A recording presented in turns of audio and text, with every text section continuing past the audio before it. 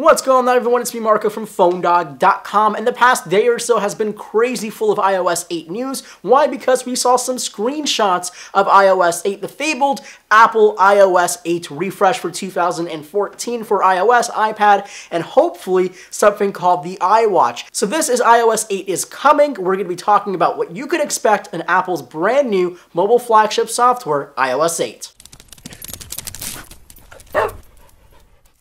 So first things first, everyone talks about the looks of iOS because from departure, iOS 6 looks almost nothing like iOS 7, and iOS 7 will look very similar to iOS 8. It basically retains almost every single detail from what we've seen so far to iOS 8. Now the recent refresh, iOS 7.1, is a little bit different from iOS 7 because it has darker text, the keyboard looks a little bit different, the icons have a little bit more color, maybe deeper contrast, and basically we're going to see that carried over to iOS 8.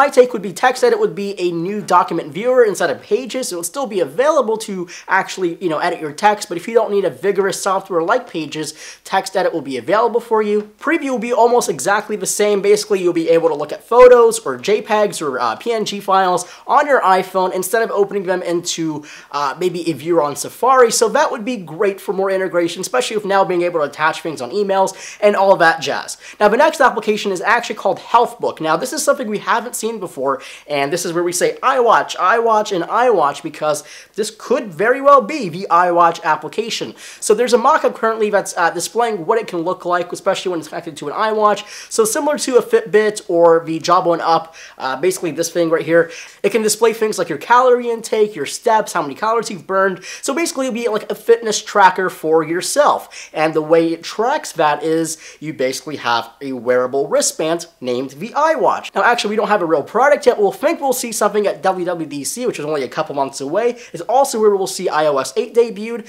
So hopefully we'll get some kind of confirmation that iWatch will be coming because of this Healthbook application. So if we do see this application, I can almost guarantee you we'll have iWatch or something similar to iWatch within this year. Now also one majorly requested feature is a refresh of Maps. Now Maps used to be terrible and now it's not so bad. Now it has like live traffic and it actually works as a decent navigation application. Now it's still not as good as Google Maps, but we can see a refresh in terms of how it calculates routes, refresh of how it looks to us on iPad, on iPhone, hopefully the iWatch. It probably shouldn't go on the iWatch actually, but basically we'll have a refresh of Maps, how it looks and how it communicates to you as well. Things I can also guarantee is a new Siri, basically more smart, very fast, accurate. I know there's a new refresh for Siri now on iOS 7.1 where basically it'll stop listening when you leave the button from, pushing it down. So that would be great. Now, other features that I know will happen in iOS 8 include Touch ID expansion. Now, iOS 7 was kind of a beta for Touch ID for the iPhone, and that's really why we didn't see it on the iPad because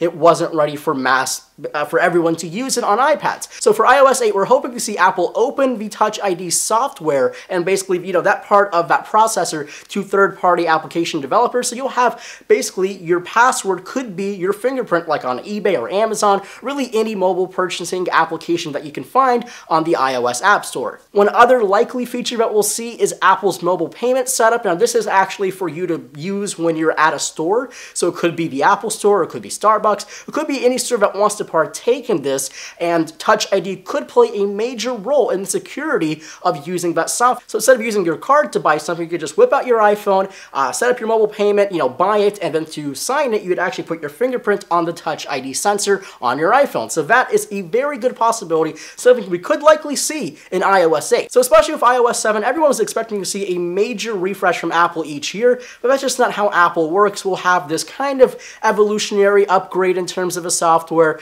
but we'll also have some kind of revolutionary upgrade in terms of hardware this year with iPhone 6 or iPhone 8 or whatever we want to call it. So it'll definitely be a very interesting software to tune into. And again, WWDC is only a couple months away. We're mid-March, and WWDC is the first week of June or so. Usually it is. It might be the second week this year, but again, it's not that far away. So there you have it, iOS 8 in a nutshell. That's what we're expecting at WWDC 14 this year. And also, if you found this video helpful, please hit that like button below, and also leave a comment and tell us what you would like to see from iOS 8, and also interact with all of our editors here at PhoneDog.com. You can also interact with me on Twitter at PhoneDog_Marco, and my name is Marco Hanna from PhoneDog.com, and I'll see you guys in the next video.